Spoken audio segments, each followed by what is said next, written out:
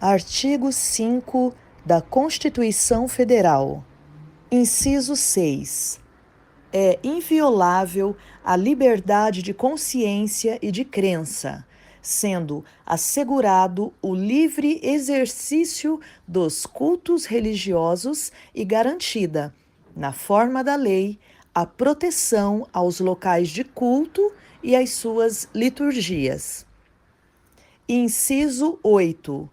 Ninguém será privado de direitos por motivo de crença religiosa ou de convicção filosófica ou política, salvo se as invocar para eximir-se de obrigação legal a todos imposta e recusar-se a cumprir prestação alternativa fixada em lei.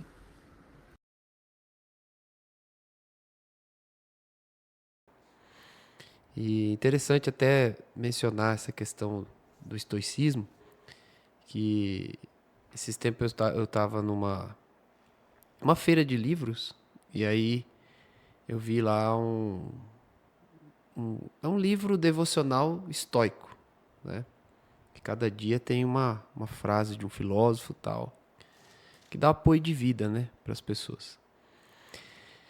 E aí eu fui ler a introdução do autor, e ele declara ali interessante que muitos séculos depois a filosofia estoica tem ganhado espaço novamente na sociedade, né? Tanto que ele se juntou com outro autor e produziram esse devocional, porque as pessoas estão aderindo muito.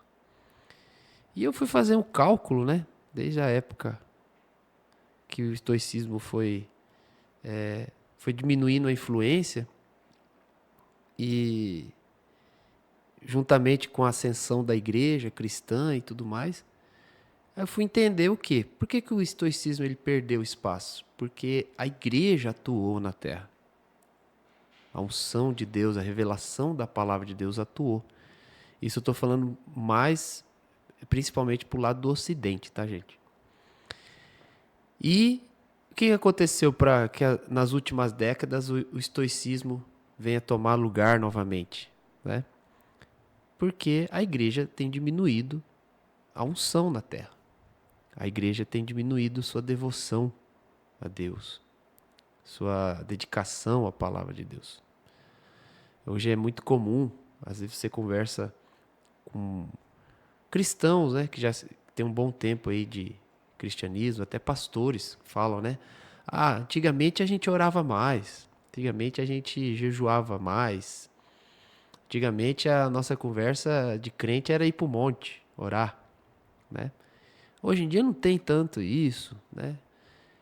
Hoje em dia o pessoal não ora tanto, né? Era uma onda do momento.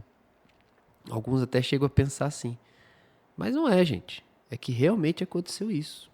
De alguma maneira, o diabo conseguiu colocar um tipo de estrutura de pensamento, que é muito ligado também à internet, né? Que fez com que as pessoas diminuíssem sua devoção a Deus, seu tempo de qualidade com Deus. Isso é a ocupação da mente das pessoas, com o sistema do mundo. Então as pessoas passam menos tempo em oração, passam menos tempo em consagração. Então o estoicismo começou a vir como uma resposta para a sociedade a que outrora era o cristianismo, a teologia cristã, os ensinos cristãos eram, até mesmo o cristianismo chega a ser a base de uma constituição do país mais poderoso do mundo, né? Então, para você ver o que tem acontecido.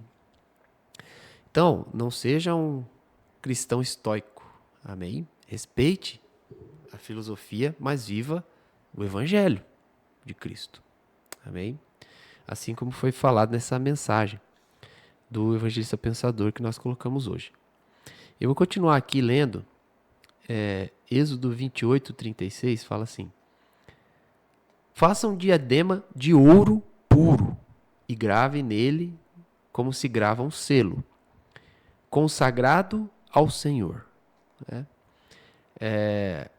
Outras traduções diz santidade ao Senhor. Né? E eu quero falar um pouco mais sobre isso também. Eu vou ler outro trecho que está aqui, ó. Mateus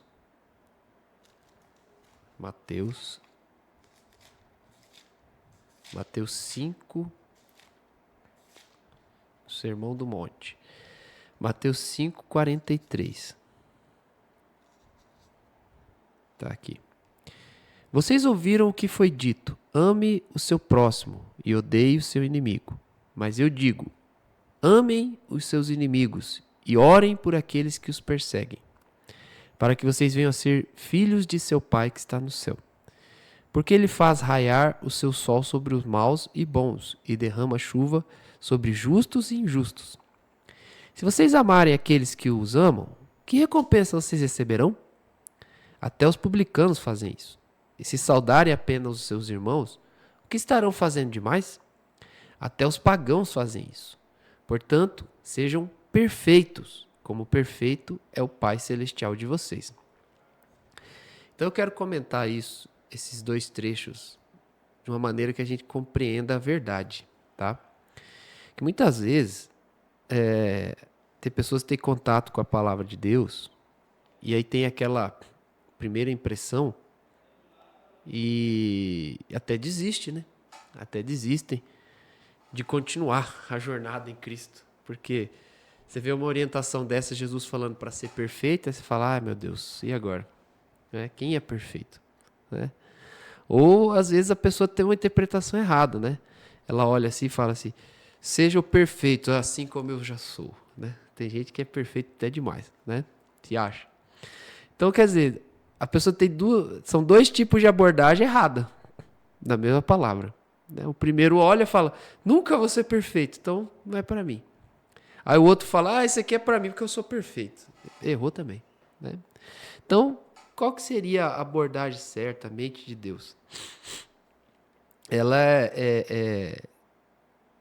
esse primeiro trecho que eu li mostra que quando eles estavam estabelecendo o sacerdócio, Moisés, Arão, os filhos de Arão, e ali Deus dá orientações acerca até mesmo das vestes, de cada componente ali das vestimentas, tanto do tabernáculo como da vestimenta dos sacerdotes.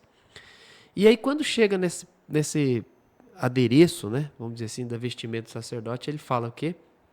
Faça um diadema de ouro puro, e aí nele esteja escrito santidade ao Senhor, ou consagrado ao Senhor. Então, note que o diadema, ele era de ouro puro. Toda vez que você vê nos componentes da roupa sacerdotal, do tabernáculo, toda vez que se fala de ouro, significa divindade. Ou seja, é algo que vem de Deus. Então, ali está dizendo, o diadema era de ouro. Aí tinha inscrição, santidade ao Senhor. Ou seja, ali era uma figura, que aquele sacerdote, ele deveria viver uma santidade ao Senhor, porém, o adereço era de ouro. Você vai ver em alguns outros componentes que tem o ouro e a madeira junto, né? Então, o ouro é a divindade junto com a madeira, né, de acácia ali, que representa o homem, juntamente com Deus, né? Então, a ação do homem conjunta. Então, mas se o adereço é de ouro, significa que a santidade ela provém de Deus, é da divindade, é do relacionamento com a divindade. Tanto que era uma figura, porque os sacerdotes, o povo de Israel naquela época não podia viver uma santidade gerada por Deus.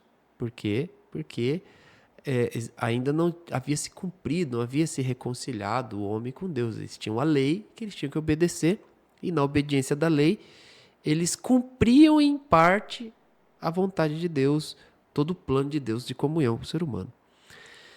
Então, a santidade, que significa santidade? A santidade ela é uma separação, principalmente de mentalidade, de maneira de pensar. É aquilo que você pensa, aquilo que você faz, a sua opinião, o que você deseja. Aquilo que você faz, sendo em coisas pequenas ou coisas grandes. Até o fato de aceitar que Deus está em coisas pequenas.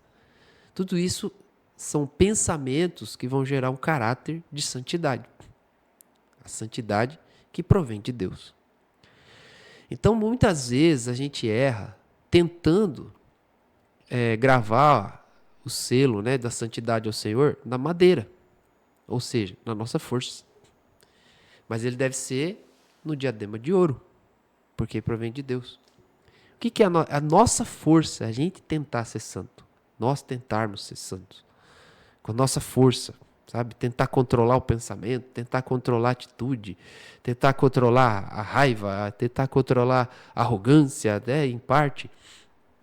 Ou não ter consciência de suas fraquezas. Tem pessoas que não têm consciência. Às vezes uma pessoa é um cristão, mas é arrogante.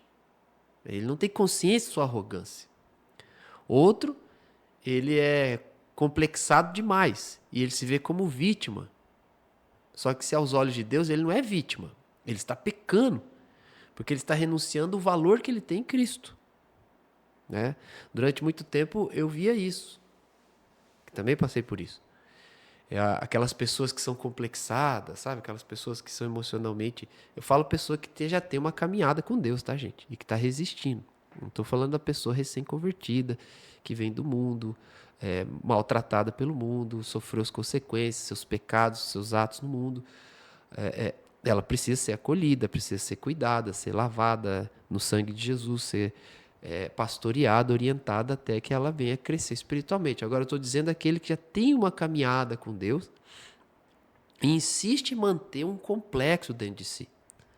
Sempre se importa, fica triste com o que as pessoas dizem, se importa com o que as pessoas pensam, fica triste com crítica, fica triste com desanimado com a opinião das pessoas. E é um crente, é um cristão, às vezes tem até um cargo, é um diácono, um presbítero, até um pastor, não sei, né?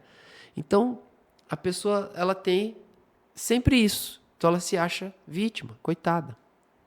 É o coitadismo, né? Mas a Bíblia fala o quê? Que Deus a amou de tal maneira que enviou Jesus a morrer por ela. E depois que Jesus realizou a obra por ela, Jesus deu o Espírito Santo para ela. Meu Deus!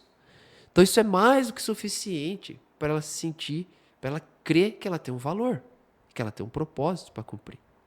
Onde essa revelação é tão forte nela que ninguém pode abalar ela, ainda que ela seja humilhada publicamente. Esse é o poder do Evangelho. Então essa pessoa precisa de arrependimento. Tem que se arrepender. Falar, Senhor, perdoe meu coitadismo, perdoa minha maneira de me aproveitar, de ser vítima das situações. Né? Eu peço a cura de todo complexo, de toda angústia, né? de mágoa que eu fico das pessoas. Interessante que parece que ela é vítima, na verdade ela é um pecador, porque ela fica com mágoa das pessoas. Interessante se observar isso. Ao invés, ela é egoísta e guarda mágoa. São dois tipos de pecado. Egoísta porque ela quer atenção toda para ela. E pecador no sentido de guardar mágoa das pessoas que não corresponde a ela. Sabe aquela pessoa que ela quer que alguém seja amiga dela. E aquela pessoa não está disposta a ser amiga dela. A gente precisa entender isso. Né? Nem todo mundo é obrigado a ser seu amigo, irmão. Tá? Então, você tem que entender. O seu amigo voluntário é o Espírito Santo, amigo fiel. Jesus falou. Então, você tem que encontrar o Espírito Santo como um amigo. Respeitar ele, amar ele, confessar seus pecados para ele, pedir ajuda real para ele, esperar dele sua ajuda. Resolver problemas pequenos com a ajuda do Espírito Santo. Entendeu? Então, é uma evolução que a gente tem que ter na nossa mentalidade. E o poder de Deus nos ajuda nisso.